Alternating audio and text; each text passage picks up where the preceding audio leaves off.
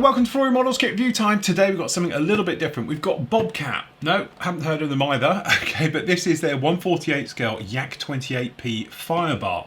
No, haven't heard of one of them either. So there's lots of firsts with this one. As you can see, it's 1/48 scale. Quick look around the box. Some interesting.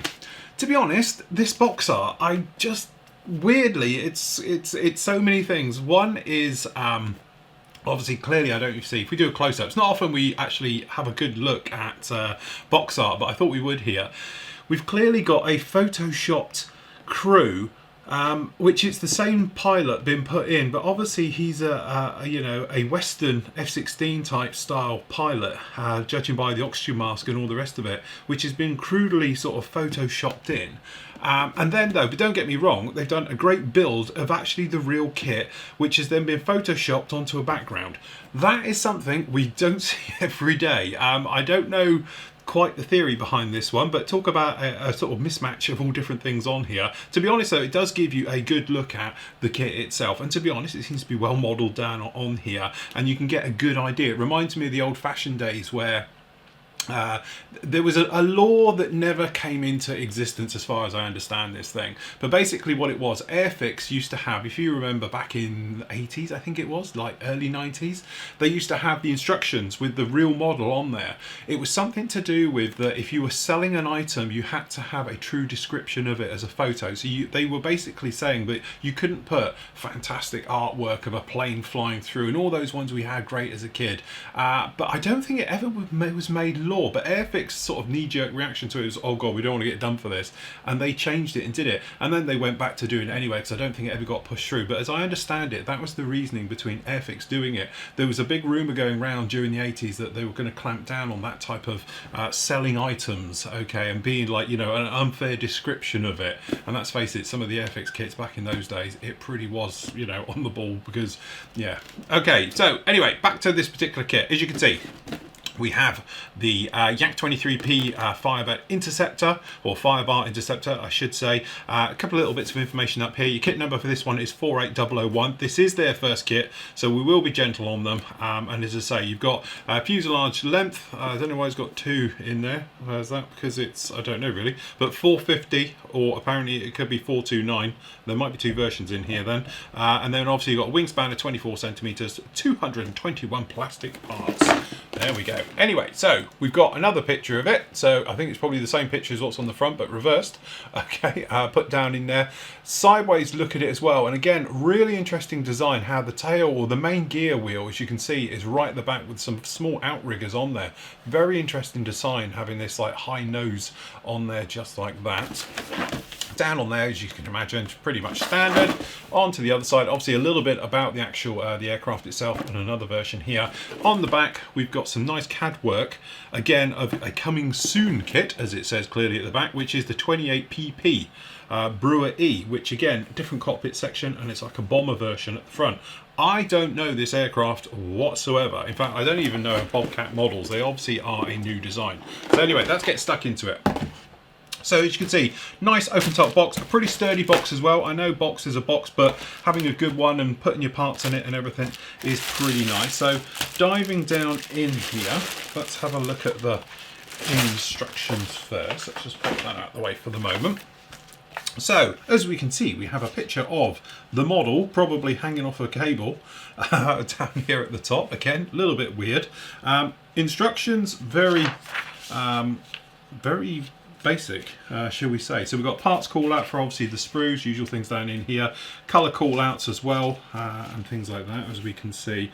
Obviously these are a Chinese company, we're taking it, aren't we? Are they Chinese or Hong Kong, or yeah, Chinese, I think. I can't pronounce it, so it must be. Very old school, almost like wireframe graphics instructions, but actually it's pretty clear. It's a little bit cluttered with this numbering system all over it, but I can see through it. You can work it out quite nicely. It's just very funny having it in this type of font.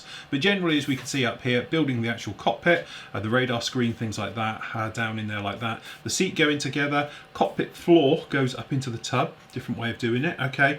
Cockpit sidewall, so we've got a little bit of detail going down in here, and then obviously we've got the, we're assuming this is the main gear, is it, to the rear? I'm not sure actually how this thing even goes, but we're assuming perhaps this is the main gear one or the nose gear one.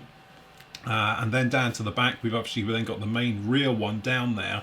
Then we got some lights going down in here, or possibly cameras even. Perhaps that's sideways looking cameras. Don't know. I thought this was an interceptor rather than a recon bird, but never mind. Could be lights, could be anything. Okay. And then, as I said, we've got some various scoops and various things being put down on there. Same on the other side.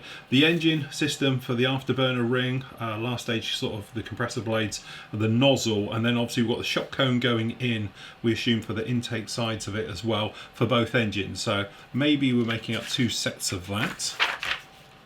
Which we are. Then obviously we've got this being fitted down in there, first stage compressor going in there, and then obviously another part of the nozzle to the rear as well, all right, being put on for these sort of engine nacelles out on the wings. Okay, so pretty much identical for both sides over. Then we're moving down here into the actual wing section, putting it together. So again, one piece over the front, top down, and then 2 inner ones. So it looks like it could be a little bit complex to go together. Remembering to open up the holes, which I am a big fan of, and then that way you can have what pylons and things you want on there. Then we got these giant needles off the side, so past what they are, we're assuming perhaps it's twin pitos on there or something. As I said, apologies for this particular review. I know nothing about this aircraft whatsoever. Okay, so engine nacelles being fitted up to the wing. Very reminiscent, isn't it, of a ME262. But there we go, similar design right the way through, being put that on. And then obviously we've got the actual form systems for those coming up onto the insides. Same onto the other side, as you might imagine, and then over. Tailplanes going together. It looks like perhaps we have 2 types of tail. I'm just wondering why it's got these. So it's B7. We're assuming it's got a different type of, looks like the radar warning receiver or the aerial system up on the tail. 2 different types of it down in there. It's funny because the instructions aren't calling out for a different version of, that's the only thing. It's not like saying A version, B version. So we've got a couple of different versions in there like that. Okay, then we're over into the cockpit type area going down on there, and then obviously fitting everything down inside this fuselage section, which again looks a little bit complex because obviously we've got this system of like a 3-part fuselage system with a plate going down the bottom. But as said, we've got the nose wheel system and we've got the rear wheel system. We've got the ventral type of scrape plate underneath going through. I imagine it's probably going to need one, and everything else, because say it's got a very high angle of attack. Then weapons fit going down on there. So we got the old-fashioned sort of, you know, medium-range missiles, short-range IR missiles, and that's why we got the difference then with the actual overall length. We can have the one with the short nose or the long nose, depending which one you want to go on there. And then obviously at the back here we've got the choice of tails as well. It's just it doesn't mention it in there. The other thing as well just to note is just down in here, you can probably see this, is about having it on a display stand. So do we get a display stand with it? So you can have a blanking plate, or you can have this raised area to sort of have a keyed area into the bottom. Interesting, very, very interesting. Okay, so over onto the other side. To be honest, looking at these aren't like your traditional kit instructions. It's more like plans, purely because of the font they're using, I think, and everything else like that. But generally we're pretty good. Nice to see we've got separate flaps and slats on this particular one, so that's quite a nice touch with it. And then obviously arming it up with the pylons and the missiles in there. So it has actually got 3 pylons on each wing, which is quite a nice touch with that one as well. Then we've got these very small, very reminiscent to the Harrier, the way it works out with these outrigger wheels, little wheels on the outside to go through. And then obviously down in here we've got the nose wheel system and the doors and everything being fitted onto that, and the tail wheel system as well going through. Again, I'm assuming you can have open or closed if you wanted to with all of those. Again, very interesting. Okay, definitely looking like plans now. So actually we've got decal placement for all the actual information placards and things like that for the stencil data, all going down on there for both sides. And then around the engine nacelles, obviously there'll be a mirror of each other. And then again, colour call outs and more stencil data placements down on there as well, and then underneath as well. Okay, again, it's quite complex looking at this. You're going to have to take your time going through the instructions, or I think you could get a little bit lost in there.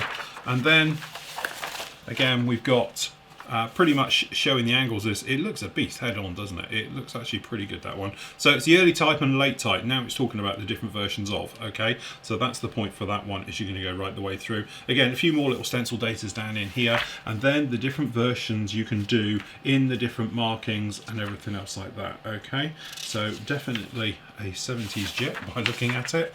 And okay, so you've got the longer nose ones down on this page, and then over here you've got the short nose ones as well for the early production. So the early production has the short nose, and obviously the latter has the longer nose, and then showing you the side profiles of how this thing sits. Incredibly high alpha to help obviously getting it off the ground. It must have been a nightmare trying to land it though. Okay, so there we go. Pretty much what we'd expect right the way through. And then again, we've got a nice picture, which again, I think is probably the one they're using for the actual cover, and just reversed around the other way. In fact, it is the one off the cover. I don't know, can't quite see one of the aerials off the back. Very close if it's not. But anyway, different, shall we say, just different. I haven't seen instructions like that for quite a while. Probably a reason for that. Okay, decals. We have, okay, so huge glossy sheet. Okay, so looking at the decals, actually not too bad at all. Good solid colour right the way through. It looks like the actual the stencil data down in here, as you can see, actually is wording. It's not just blurb like some companies would do. But if you look at them, actually, the carrier film looks quite thick, but it's good, solid colour. Registration is all perfect and everything else like that. That's very nice, all of those. And we've even got some little kill markings, or assume these are kill markings on this. So yeah, actually not too bad at all. That's quite a nice looking kit there. Right, okay, so into the plastic. Let's start with fuselage halves. Again, because this is quite an odd way this goes together, it'd be interesting to see how these stack up. So the first thing that sort of strikes you is the sprues are very, well, they're just a little bit organic. You've got a little bit of sink mark in the sprues and everything else like that. But actually, the plastic, when you look at it, doesn't look too bad at all. In fact, we've got some really nice details in this. This is going to be one of those surprise kits. The instructions are going to let it down. But actually, looking down on here, if we take a slow walk down the fuselage, you can actually see we've got some very nice details on this. And then when you're up here looking at these nacelles, actually, as you can see, some very, very nice details on these. No problems at all. That actually is really very, very nice indeed. And again, if we have a look down this side, actually that is all pretty good. Things I like these wing tabs. They're quite substantial, they're quite chunky on here, and I imagine slotting those in, as long as it's got a nice tight fit, that would be absolutely fine into there. But we've got no sink marks, no massive sign of flash, got a little bit of burring on it, but generally I think that is actually quite nicely done. Down on the inside, the ejector pins are pretty shallow into this, and they've been moulded down and in. So, got a hair, someone's hair. Okay, Mei Ling in packaging's hair. Okay, so actually pretty nice indeed. We have got a little bit of residue in here, so you'll probably be well worth giving these a wash out. But generally, I have to say, I'm actually quite impressed. That is very fine recessed details on those. So let's do the big screws, and then we'll come back to the smaller ones. So the old bag. So down here we got, looks like the wings, various things. This is quite a large sprue, as you can see down on this one. But generally, if we try and break it down, let's start up here. Really nice detail. This is actually one of those kits which is now coming back to surprise me, because I thought it was going to be horrible, and actually this is quite nice. Some really nice sharp detail on these, we're going to call them pitot tubes because I don't know what they are, but they're long spiky things off the wings. The outriggers themselves, although they're all moulded in one and there is a little bit of flash and a little bit of burring on them, are actually quite nicely done.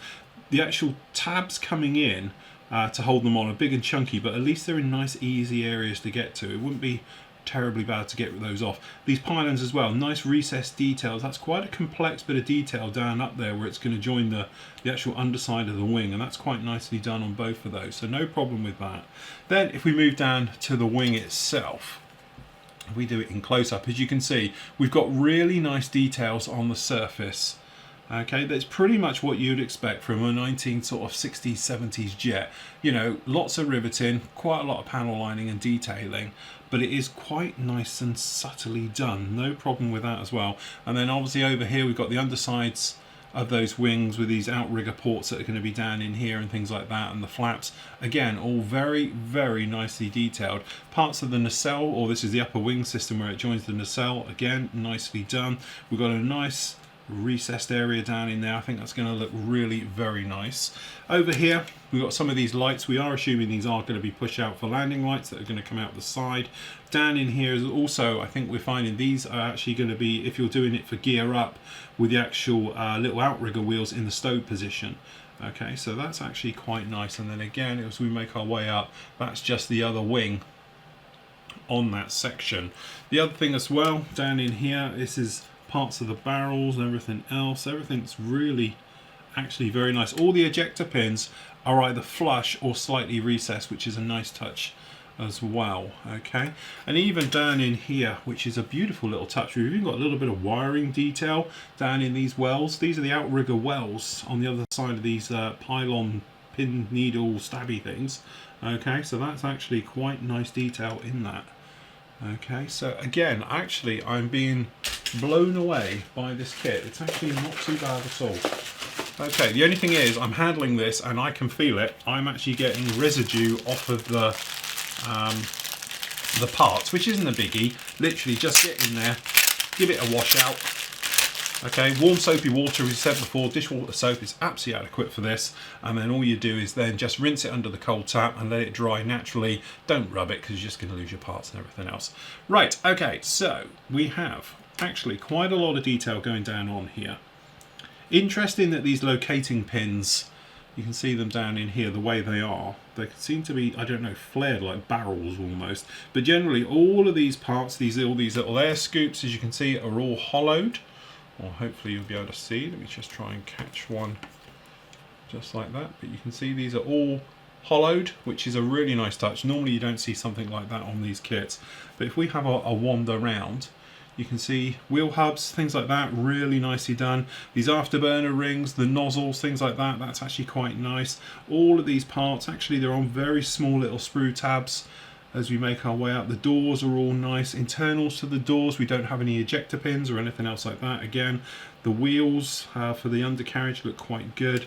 And again, all these air scoops are slightly hollowed and recessed, which is really nice tool. It does look like we've got a little bit of sinkage just down in some of these parts, but generally no problem. On the blind side to this, as you can see, this is obviously some part of the main wheel well internal, I'm assuming, for the main gear.